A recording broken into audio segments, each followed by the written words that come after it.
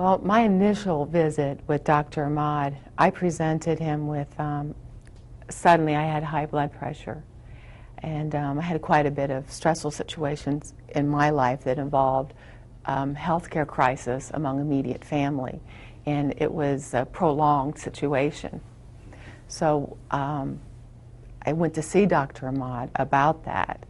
But immediately he began to ask questions about my emotional aspect of the situation that I was dealing with. And then he immediately began to do things like compliment me, to tell me that I had beautiful eyes, and that he liked my name, and that he thought my hair was beautiful, and that I was intelligent. And I was a little bit taken back by it, but also somewhat naive. Since I had talked about such stress, I kind of explained away his comments as maybe trying to be sympathetic and compassionate, somewhat awkwardly so. But he asked me a few personal questions about my life experiences, which were inappropriate. And then he asked about a hug. Since I have other doctors, for example, our chiropractors hug, I was comfortable with that. However, he didn't let go. So I became uncomfortable as I had to push him away. And he wanted to hug you. Yes, and he did hug me, but it wasn't a professional style of hug. It was a full body embrace. And it made you uncomfortable. Yes, I tapped on his shoulders, I pushed him away, and then I moved to the other side of the room and asked, what are we going to do about my blood pressure? And he said medication. Unfortunately for me, he didn't discuss the medication with me, but gave me a sample and sent me off for a prescription.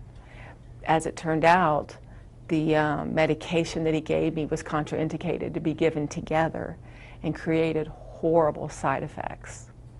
And I did return for a physical. I returned for my second visit. But that second visit is the visit that I would have said he completely overstepped ethical boundaries. While the other one was uncomfortable, I either explained it away or was affected by the medication, which lowered my anxiety level tremendously. But he crossed the line. The first visit, it was crossing the line. It's actually a term that they use professionally as grooming to see what a patient's response would be, or victim. He was grooming you. It's called that. He was getting a sense of what me as a patient, as a victim, he could go. How far he could go with you. Right. And what then transpired? Well, my second visit, I was going only for test results, and he did stay on the other side of the room. However, he asked me very personal questions, intimate questions.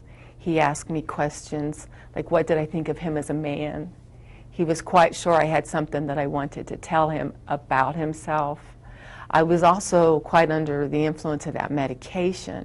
So fortunately, that medication influence was one of the side effects is that you're not talkative. So primarily I was very quiet. But he moved on to tell me how beautiful I was and that he was in love with me. And he's in love with you. He said, I love you. And your reaction to that? Well, I'm affected by the medication, so I'm very nonverbal. And I crossed my arms and began shaking my head no. And he began this whine, why not? Why not? And I'm like, I'm married. And so he pursued that for a few more moments. We probably were in the office 10 or 15 minutes by then. And it was interrupted by an office staff who needed to ask him a question. And when she left, I was able to gain my composure and said, just give me my test results. And then he did briefly go over that, and then he said, will you keep my secret? His secret? His secret.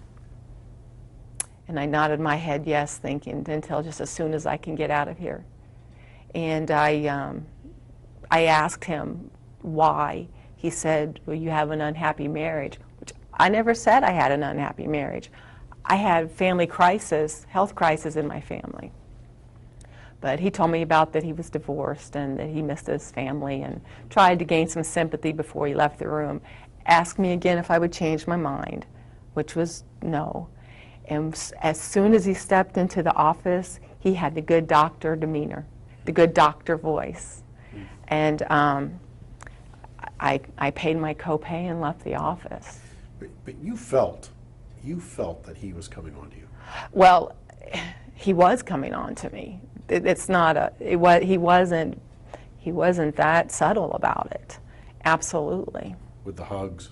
Well, initially with the hug, which retrospect, after leaving the office, thought more about that, but to express that, how he said that he knew that he loved me, that we were soulmates, that he knew it from the time that he met me, which is totally unprepared to hear those things coming from that side of the room, from that physician, my doctor.